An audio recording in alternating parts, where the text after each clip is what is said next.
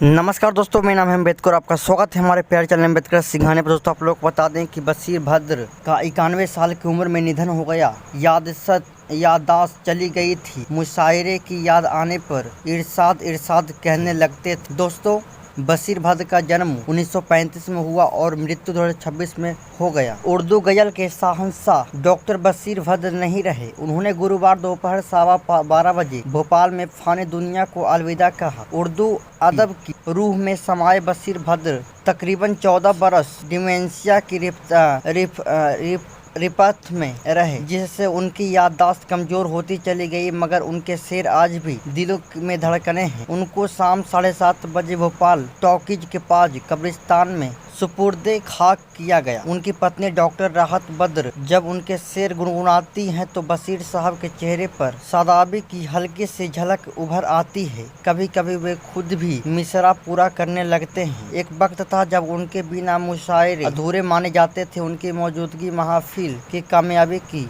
जमानत हुआ करती थी। जब भी उन्हें मुशायरे की याद आती थी तो इरशाद इरशाद कहने लगते थे। गजल जागती रही मैं सो गया अशोक मिजाज भद्र। सागर के शायर अशोक मिजाज भद्र ने बताया कि बशीर भद्र से उनका रिश्ता करीब 34 साल पुराना था। 14 फरवरी 1992 से उन्होंने मुझे अपने साथ रखा, शागिर्द बनाया, लेकिन सच में बेटे की तरह रखा। भावुक होते हुए उन्होंने उनका एक शेर याद किया। मैं जागता रहा तो गजल जागती रही, मैं सो गया तो मेरे साथ भी सो गई। यही शेर तुम्हारी पहचान बनेगा, डरना मत। आज उनके जाने से गजल ही उदास हो गई है। यह मंजर भोपाली। वहीं भोपाल के वरिष्ठ शायर मंजर भोपाली के ने वरिष्ठ भद्र दूरदर्शिता और नए शायरों को आगे बढ़ाने की उनकी भूमिका को याद किया। उन्होंने एक शेर पढ़ा, कहा, दो अमीर ए आलम से हम भी शेर कहते हैं। वो सदी तुम्हारी थी, वो सदी हमारी है। मंजर भोपाली ने भावुक स्वर में कहा, आज उनके जाने से गजल ही उदास हो गई है। गजलें उदास, शहर ए तमन्ना उदास है।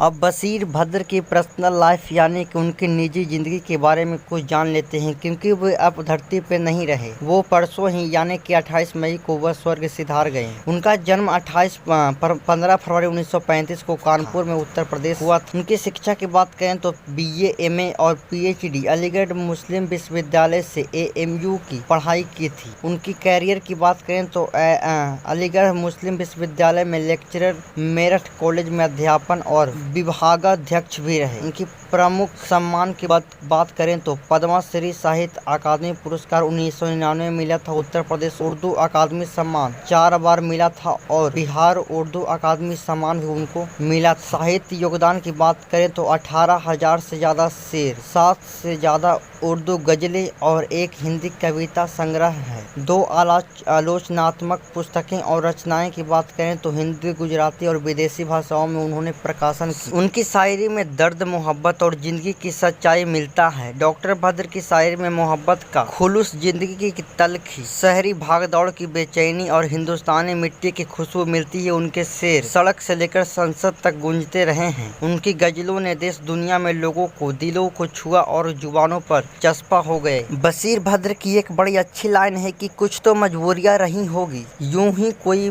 बेवफा नहीं होती। यह महज एक शेर नहीं बल्कि एक एहसास है जो हर धोखा खाए दिल की आवाज बन गया है। उनकी शायरी की तीसरी तासीर देखिए, मेरी हंसी से उदासी के फूल खिलते हैं, मैं सबके साथ हूँ लेकिन जुदा सा लगता हूँ। यह फन उनके सबसे अलग बनाता है। उन्होंने उर्दू गजल को आम आदमी की जुबान बख्शी, उसे नए लहजे से नवाजा और नए एहसास दी। डॉक्टर बशीर ने 500 से ज्यादा मुशायरे किए थे। उन्होंने भारत के अलावा अमेरिका, पाकिस्तान और ब्रिटेन में भी मुशायरे में शिरकत की। बशीर साहब की वो शेर जिसने बशीर भद्र को मकबूल कर दिया। उत्तर प्रदेश के कानपुर में 15 फरवरी 1935 को पैदा हुए बशीर भद्र ने कम उम्र में ही शायरी शुरू कर दी थी, मगर मकबूलियत मिली इस शेर से, उजाले अपनी यादों के हमारे साथ रहने दो, न जाने किस गली में जिंदगी की शाम हो जाए। 1960 के दशक में इस शेर को मशहूर अदाकारा मीना कुमारी ने अपने हाथों से लिखकर एक मैगजीन को दिया। बस फिर क्या था, बशीर भद्र की शोहरत का सफर तेज हो गया।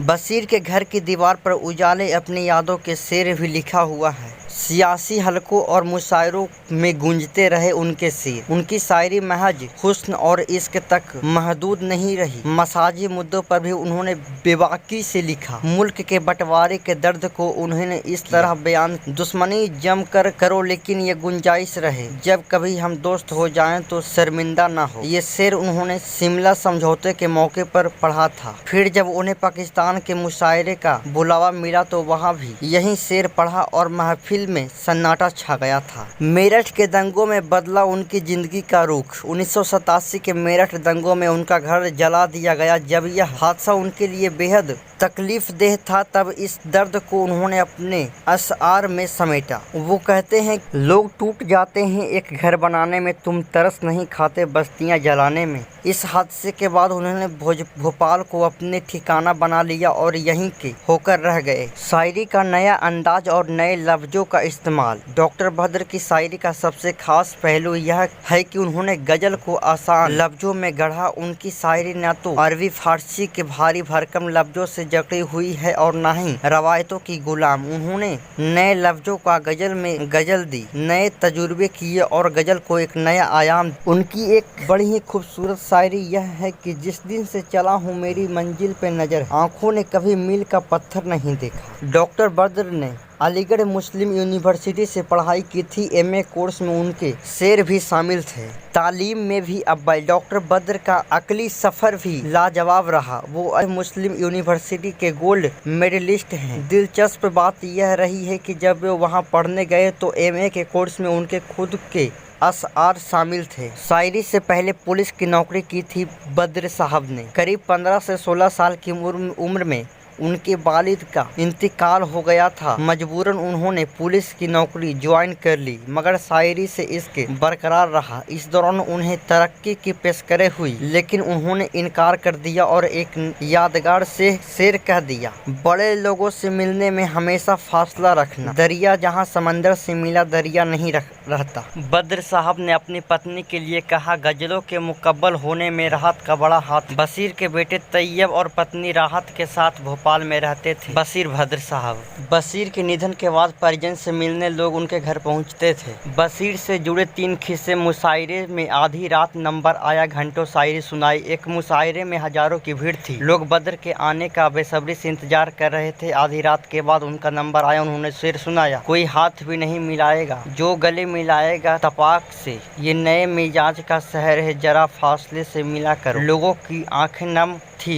उन्होंने घंटों तक शायरी सुनाई और अंत तक एक भी इंसान अपनी जगह से नहीं हिला। जब बशीर अलीगढ़ मुस्लिम विश्वविद्यालय यानी कि एएमयू में छात्र थे तो वे क्लास में अक्सर अपनी डायरी में कुछ न कुछ लिखते रहते थे। एक बार उनके प्रोफेसर ने उन्हें देख लिया और डायरी छीन ली। क्लास के बाद प्रोफेसर ने उन्हें अपने कमरे में बुलाया और कहा, बेटा तुम गलत जगह आ गए हो, तुम्हें क्लास में बैठकर ये शेर नहीं लिखनी चाहिए बल्कि इन्हें पूरी दुनिया को सुनानी चाहिए। प्रोफेसर ने ही उनकी पहली गजल को मंच पर पढ़ने के लिए प्रोत्साहित किया। बशीर साहब ने भारत के बंटवारे के वक्त भी कई शायरी लिखी जो आज तक लोगों के जहन में है। शिमला समझौते के समय तत्कालिक प्रधानमंत्री इंदिरा गांधी ने पाकिस्तान के जुल्फिकार अली भुट्टो को बशीर बद्र के बंटवारे के वक्त लिखा एक शेर सुनाया था। ये शेर था, दुश्मनी जम के करो लेकिन ये गुंजाइश रहे, जब कभी हम दोस्त बन जाएं तो शर्मिंदा ना हो। बद्र बशीर पूर्व प्रधानमंत्री अटल बिहारी वाजपेयी के साथ अटल भी बशीर साहब के मुशायरे में आया करते थे। बशीर बद्र को अलीगढ़ मुस्लिम यूनिवर्सिटी ने 46 साल बाद पीएचडी की डिग्री दी थी। 2021 में डिग्री जब उनके घर पहुंची तो उन्होंने उसे अपने सीने से लगा लिया था, जैसा कि आप लोग तस्वीरों के माध्यम से देख सकते हैं। सुपुर्द एक खाक के लिए भोपाल टॉकीज के पास कब्रिस्तान ले जाते हुए परिजन। डॉक्टर बशीर बद्र को सुपुर्द एक खाक कर दिया गया। परिवार के सदस्य और स्थानीय निवासी शामिल हुए। तो दोस्तों आज के इतना ही, धन्यवाद।